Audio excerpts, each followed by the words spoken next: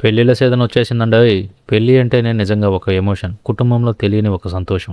అందులో మన తెలుగు పెళ్ళిళ్ళంటే ప్రత్యేకించి చెప్పాల్సిన పనిలే లేదు. మనం చేసే హడావుడి అంతా ఇంతా ఉండదు.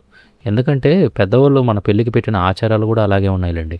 పైగా మన బంధువులందరినీ ఒకేసారి ఒకే చోట అందరిని ఆప్యాయంగా, ప్రేమగా పలకరించుకోవటం ఇదొక మనకు పెద్ద పండగే అనుకోండి.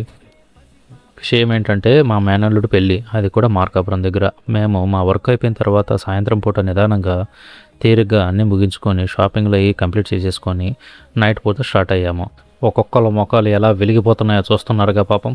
పిల్లలకి దారిలో ఫుడ్డు అది పెట్టేసుకొని మేము స్టార్ట్ అయ్యేసరికి దాదాపు 9:30 నైట్ అయింది. మేము తీరా అక్కడికి చేరేసరికి 1 అయిపోయింది. మార్నింగ్ లేచి చూసేసరికి పెళ్లి సందడి ఆల్రెడీ స్టార్ట్ అయిపోయింది. ఇదిగో చూస్తున్నారుగా పెళ్లి అంటేనే ఆడవాళ్ళు, వాళ్ళ నగలు, వాళ్ళ చీరలు.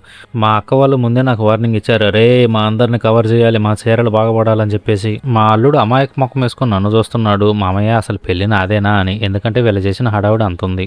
ఈలోపే మా అక్క "అరే తొందరగా మమ్మల్ని కవర్ చేయరా లేకపోతే ఎండకి మేకప్ అంతా కరిగిపోయి నోట్లోకి వచ్చేటట్టు ఉందనింది."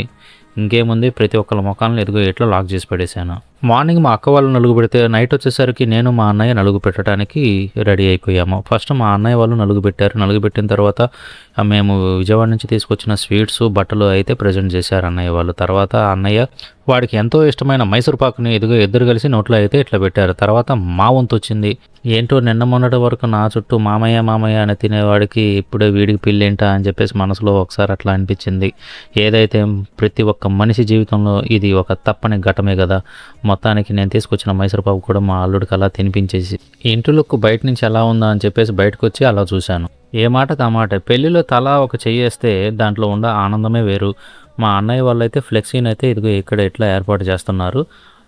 ఈలోపే పతానం కూడా రెడీ అయిపోయింది. పతానం పంపించడానికి సిద్ధమయ్యారు. ఏదైతే మా చిన్న మామయ్య ఒంటి చేత్తోటి మ్యారేజ్ని అయితే భలే జరిపించాడు అనుకోండి.